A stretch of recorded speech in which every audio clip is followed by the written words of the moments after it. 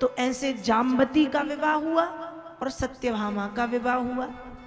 रुक्मणी, जाम्बती, सत्यभामा। रुक्मणी का भी भगवान ने हरण नहीं किया अपने मन से। पत्र किसने लिखा? रुक्मणी ने।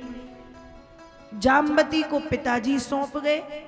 सत्राजित की बेटी सत्यभामा को भी सत्राजित ने सौंप दिया। कालिंदी, कालिंदी यमुना मैया को कहते हैं। तो इन्होंने खूब तपस्या करके भगवान को पति के रूप में प्राप्त किया। तो रुक्मणी, जाम्बती, सत्यभामा, कालिंदी, लक्ष्मणा, भद्रा, सत्या और मित्रविंदा, ये हैं 8। 16,000 वो जिनको भगवान ने बंदी गृह से मुक्त कराया, और 8 प्रभु की ये पटरानियां हैं। और जिसमें से जो लक्ष्मणा, सत्या, भद्रा, मित्रविंदा इत्यादि हैं, इनमें भी किसी की माताजी सौंप गई, किसी के पिताजी सौंप गए, और कोई खुद आ गई कि प्रभु हम तो आपको अपना सर्वस्व मान चुके। ऐसे भगवान के 16,108 विवाह हो गए। अब लोग कहते हैं कि बताओ भगवान ने इतने सारे विवाह किए, 16,108 क्यों किए? तो भगवान किसी के घर नहीं गए थे कि हमसे विवाह कर लो। गए थे क्या किसी के घर कि हमसे ब्याह कर लो? नहीं, वो खुद आ गई। अब वो है ही इतने।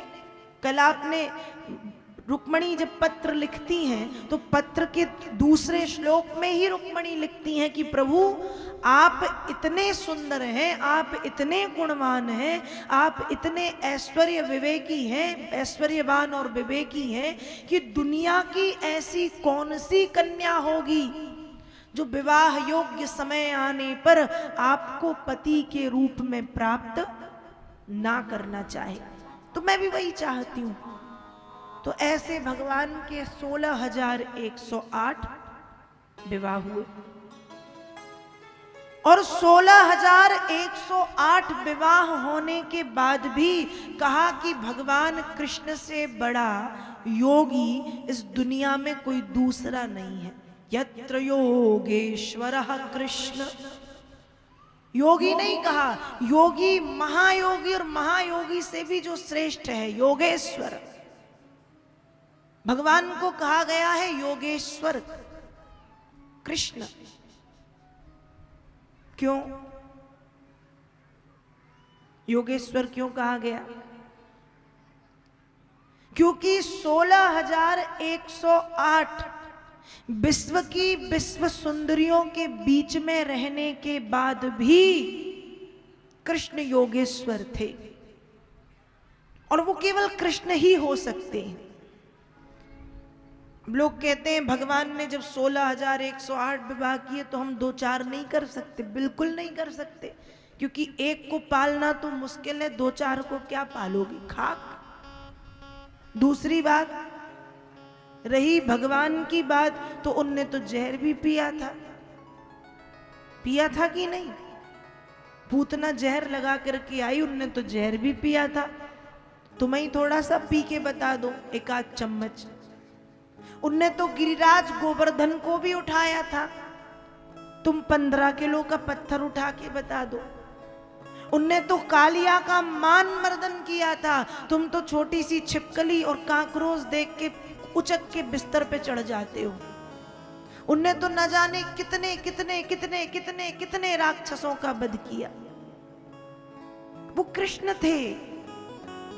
हम अपनी तुलना यदि उनसे करें तो हमसे बड़ा पागल कोई है ही नहीं।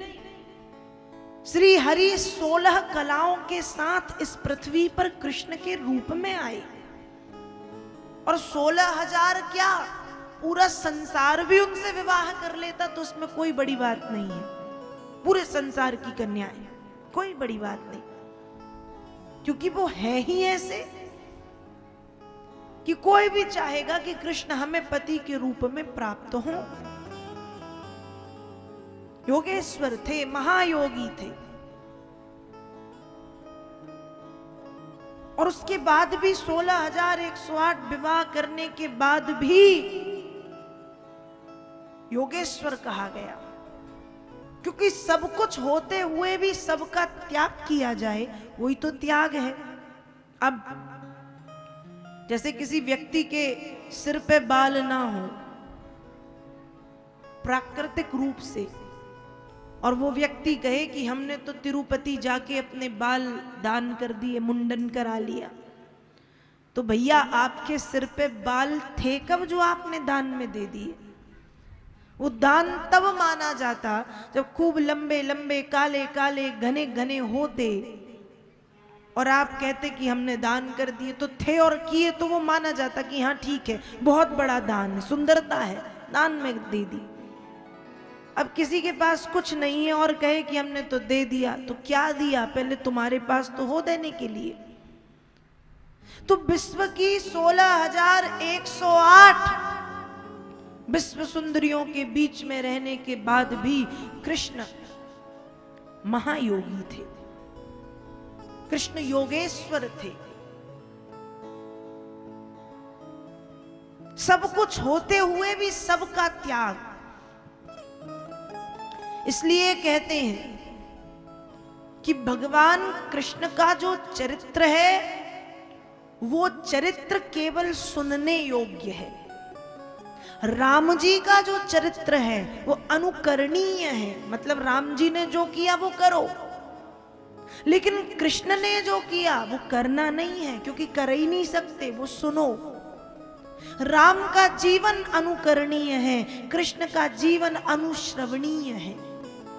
राम ने जो किया वो करो, कृष्ण ने जो कहा है वो करो। कृष्ण ने क्या कहा है गीता में? कृष्ण ने जो गीता में कहा है वो करो। गीता जैसा तो कोई ग्रंथ ही नहीं है। क्यों? क्योंकि दुनिया का एकमात्र ग्रंथ, दुनिया का एकमात्र ग्रंथ गीता, जो भगवान कृष्ण ने गा गा करके, स्वयं गा गा करके कहा है। बाकी तो जितने ग्रंथ है किसी ऋषि मुनि संत ने गाए हैं, लिखे हैं। केवल गीता एकमात्र ऐसा ग्रंथ है जो भगवान कृष्ण के मुख से निकला है। भगवान कृष्ण ने कहा, और पता है भगवान ने गीता किसके लिए कही? किसके लिए कही? बोलो जल्दी। अर्जुन के लिए ना, और सोचो, और किसके लिए कही? थोड़ा तो बोलिएगा, किसके लिए कही? भीष्म पितामह के लिए, हमारे लिए, कलयुग के लिए ना। किसके लिए कही? ध्यान से सुनना, गीता भगवान ने केवल और केवल हनुमान जी के लिए कही। किसके लिए? अब कहोगे कैसे? तो सुनो। जब महाभारत का युद्ध प्रारंभ हो रहा था, शुरू की बात है, प्रारंभ नहीं हुआ था, तो एक दिन अर्जुन फूल लेने के लिए गए वाटिका में। अब उस वाटिका में बैठे थे हनुमान जी और बैठ के कर रहे थे भजन। और हनुमान जी का प्रिय भजन कौन सा है? श्री राम जय जय राम। बस हनुमान जी यही कर रहे थे।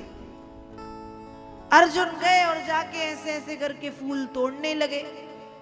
हनुमान जी उठे और कहते हैं, अरे पागल हो, किसी की बगिया में घुस के ऐसे चोरी से फूल तोड़ने चाहिए?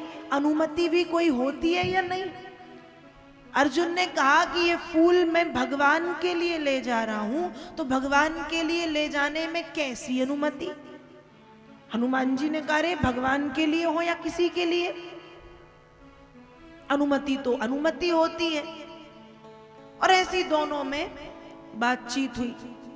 अब जब दोनों में बातचीत हुई तो बातचीत होते होते होते होते कहा, तुम किसका पूजन करते हो? अर्जुन ने कहा, हम ठाकुर जी, कृष्ण जी। आप? कहा मैं राम जी।